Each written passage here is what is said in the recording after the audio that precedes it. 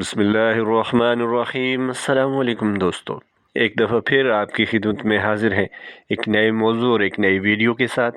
اور آج کی ویڈیو میں ہم آپ کو قوم عاد اور اس کے جنت کے بارے میں بتائیں گے جو شداد نے بنائی تھی۔ لیکن اس سے پہلے آپ تمام احباب سے گزارش ہے کہ چینل کو سبسکرائب کریں اور ویڈیو کو آخر تک دیکھیں اور لائک کریں۔ تو دوستو بڑھتے ہیں ویڈیو کی جانب۔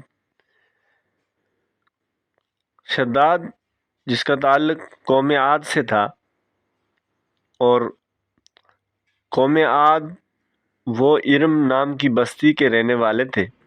وہ بستی بڑے بڑے ستونوں والی تھی۔ عماد جمع ہے عمد کی، اور عمد کے معنی ستون کے ہیں۔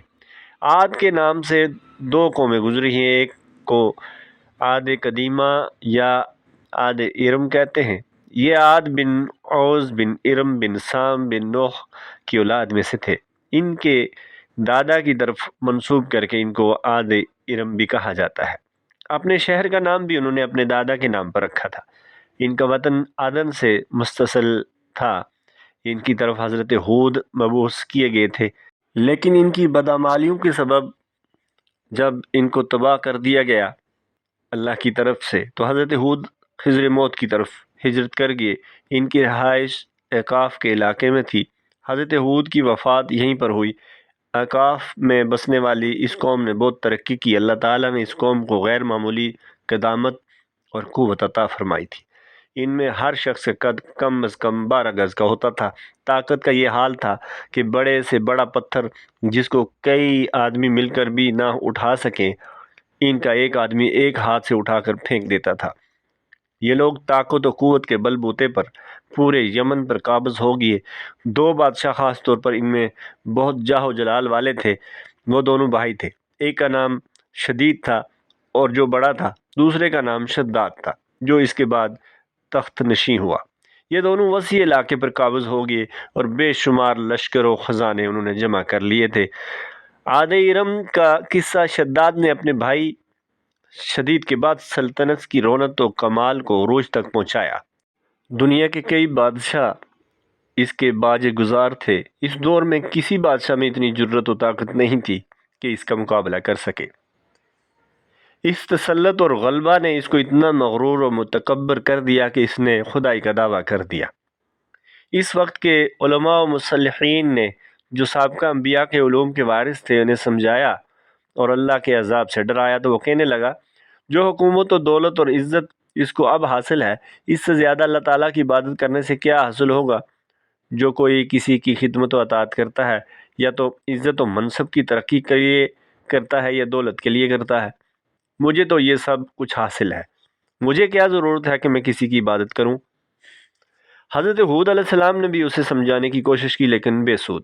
سمجھانے والوں نے یہ بھی کہا کہ یہ حکومت و دولت ایک فانی چیز ہے، جبکہ اللہ کی اطاعت میں اخروی نجات اور جنت کا حصول ہے، جو دنیا کی ہر دولت سے بہتر اور زیادہ قیمتی ہے۔ اس نے پوچھا یہ جنت کیسی ہے؟ اس کی تعریف اور خوبی بیان کرو۔ نصیحت کرنے والوں نے جنت کی وہ صفات جو انبیاء اکرام کی تعلیمات کے ذریعے ان کو معلوم تھی ان کے سامنے بیان کی، تو اس نے کہا مجھے اس جنت کی ضرورت نہیں، ایسی جنت میں دنیا میں ہی بنا سکتا ہوں۔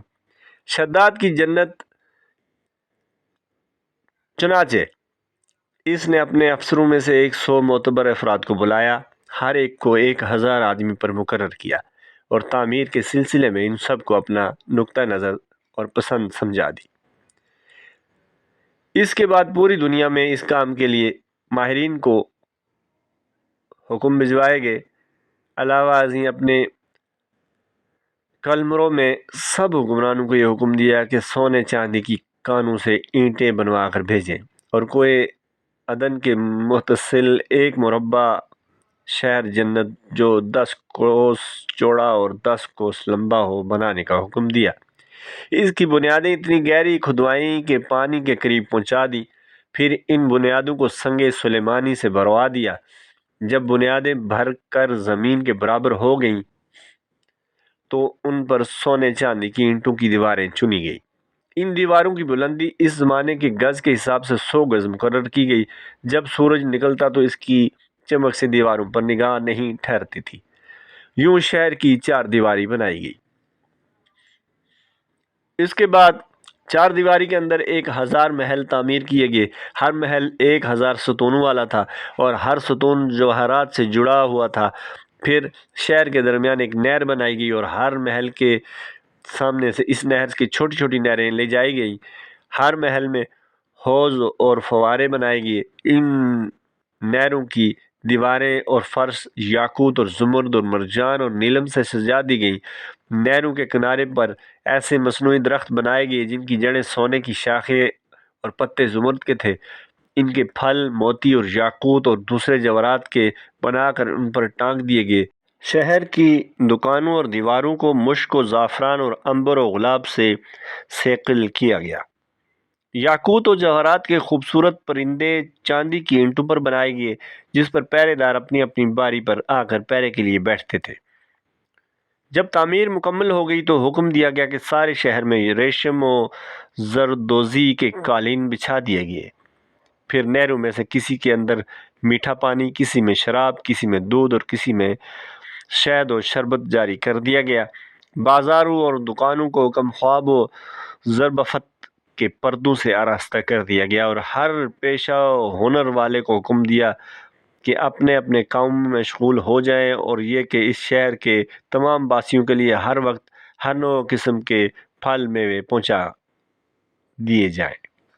12 سال کی مدت میں یہ شہر جب اس سجاوٹ کے ساتھ تیار ہو گیا تو تمام امراء و ارکان دولت کو حکم دیا گیا کہ سب اسی میں آباد ہو جائیں۔ پھر شداد خود اپنے لاؤ لشکر کے ہمراہ انتہائی تکبر اور غرور کے ساتھ اس شہر کی طرف روانہ ہوا۔ بعض علماء و صالحین کو بھی ساتھ لیا اور راستے بھر میں ان سے ٹھٹھا و تمسخر کرتے ہوئے ان سے کہتا رہا، ایسی جنت کے لیے تم مجھے کسی اور کے سامنے جھکنے اور ذلیل ہونے کا کہہ رہے تھے؟ میری قدرت تو دولت تم نے دیکھ لی۔ جب قریب پہنچا تو تمام شہر والے اس کے استقبال کے لیے شہر کے دروازے کے باہر آ گئے اور اس پر زرد و جوہر نچھاور کرنے لگے۔ اسی ناز و ادا سے چلتے ہوئے جب شہر کے دروازے پر پہنچا تو روایت ہے کہ ابھی اس نے گھوڑے کی رکاب سے ایک پاؤں نکال کر دروازے کی چوکھٹ پر رکھا ہی تھا کہ اس نے وہاں پہلے سے ایک اجنبی شخص کو کھڑے ہوئے دیکھا۔ اس نے پوچھا، تو کون ہے؟ اس نے کہا، میں ملک الموت ہوں۔ پوچھا، کیوں آئے ہو؟ اس نے کہا، تیری جان لینے۔ شداد نے کہا، مجھ کو اتنی مہلت دے کہ میں اپنی بنائی ہوئی جنت کو دیکھ لوں۔ جواب ملا، مجھ کو حکم نہیں۔ کہا، چلو اس قدر ہی فرصت دے دو کہ گھوڑے پر سے اتر آؤں۔ جواب ملا، اس کی بھی اجازت نہیں۔ چنانچہ ابھی شداد کا ایک پاؤں رکاب میں اور دوسرا چوکھٹ پر ہی تھا کہ ملک الموت نے اس کی روح قبض کر لی۔ پھر حضرت جبرائیل نے بڑے زور سے ایک ہولناک چیخ ماری کہ اسی وقت تمام شہر میں اپنی عالی شان سجاوٹوں کے ایسے زمین میں سمایا کہ اس کا نام و نشان تک باقی نہ رہا۔ قرآن پاک میں اس کا ذکر اس طرح ہوا ہے۔ ترجمہ: وہ جو ارم والے تھے، بڑے ستونوں والے، اور شہروں سے اس کے مانند کوئی شہر شاندار نہ تھا۔ پارہ 30 سورۃ فجر آیت نمبر 7 اور 8۔ شداد اور اس کی جنت کا انجام جو ہوا اور بادشاہ اور اس کے لشکر کے ہلاک ہو جانے کے بعد وہ شہر بھی لوگوں کی نگاہوں سے اوجھل کر دیا گیا، مگر کبھی کبھی رات کے وقت عدن اور اس کے ارد گرد کے لوگوں کو اس کی کچھ روشنی اور جھلک نظر آ جاتی تھی۔ یہ روشنی اس شہر کی دیواروں کی ہے۔ حضرت عبداللہ بن قلابہ جو صحابی ہیں، اتفاق سے ادھر کو چلے گئے۔ اچانک آپ کا ایک اونٹ بھاگ گیا۔ آپ اس کو تلاش کرتے ہوئے اس شہر کے پاس پہنچ گئے۔ جب اس کے میناروں اور دیواروں پر نظر پڑی تو آپ بے ہوش ہو کر گر پڑے۔ جب ہوش آیا تو سوچنے لگے کہ اس شہر کی صورتحال تو ویسی ہی نظر آتی ہے جیسی نبی کریم صلی اللہ علیہ وسلم نے شداد کی جنت کے بارے میں بتائی تھی۔ یہ بھی خواب دیکھ رہا ہوں یا اس کی کوئی حقیقت ہے؟ اس کیفیت میں اٹھ کر وہ شہر کے اندر گئے۔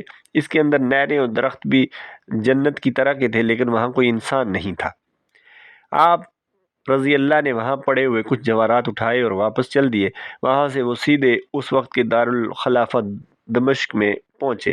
حضرت معاویہ رضی اللہ تعالی وہاں موجود تھے۔ وہاں جو کچھ ماجرا ان کے ساتھ پیش آیا تھا انہوں نے حضرت معاویہ کے سامنے بیان کیا۔ حضرت معاویہ نے ان سے پوچھا، وہ شہر آپ نے حالت بیداری میں دیکھا تھا کے خواب میں حضرت عبداللہ رضی اللہ نے بتایا کہ بالکل بیداری میں دیکھا تھا۔ پھر اس کی ساری نشانیاں بیان کی اور عدن کے پہاڑ کی فلاں جانب سے اتنے فاصلے پر ہے، ایک طرف فلاں درخت ہے، دوسری طرف ایسا کنواں ہے، اور یہ جواہرات و یاقوت نشانی کے طور پر وہاں سے اٹھا لایا ہوں۔ حضرت معاویہ رضی اللہ تعالیٰ یہ ماجرا سننے کے بعد نہایت حیران ہوئے، پھر اہل علم حضرات سے اس کے بارے میں معلومات حاصل کی کہ کیا دنیا میں ایسی کوئی جنت یا شہر بسایا گیا تھا جس کی اینٹیں سونے چاندی کی ہوں۔ علماء نے بتایا کہ ہاں، قرآن میں بھی اس کا ذکر آیا ہے۔ اس آیت میں ارم ذات العماد یہی شہر ہے، مگر اللہ تعالیٰ نے اس کو لوگوں کی نگاہوں سے چھپا دیا ہے۔ علماء نے بتایا کہ آن حضرت صلی اللہ علیہ وسلم نے بھی فرمایا ہے کہ میری امت میں سے ایک آدمی اس میں جائے گا اور وہ چھوٹے کا سرخ رنگ کا ہوگا، اس کے ابرو اور گردن پر 2 تل ہوں گے، اور وہ اپنے اونٹ کو ڈھونڈتا ہوا اس شہر میں پہنچے گا اور وہاں کے عجائب دیکھے گا۔ جب حضرت معاویہ رضی اللہ نے یہ ساری نشانی حضرت عبداللہ بن کلابہ میں دیکھی تو فرمایا واللہ یہ وہی شخص ہے۔ ناظرین اکرام، یہ تھی آج کی ویڈیو۔